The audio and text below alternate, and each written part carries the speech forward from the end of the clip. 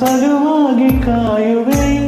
ತೀರ ಬಳಿ ಬಂದ ನೀನು ನನಗೊಂದು ಸೋಜಿಗದಂತೆ ಕಾಣುವೆ.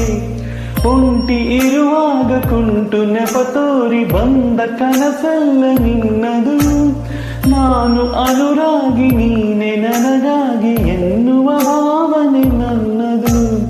ಕಣ್ಣಿನಲ್ಲೇನೆ ಹೊಮ್ಮಿದೆ ಕೋಮಲ ಕೋರಿಕೆ, ಮುತ್ತಿನ ಅಂಕಿತ ಬೇಕಲ್ಲ ಒಪ್ಪಂದಕ್ಕೆ. ನಿನ್ನ ದನಿಗಾಗಿ ನಿನ್ನ ಕರೆಗಾಗಿ ನಿನ್ನ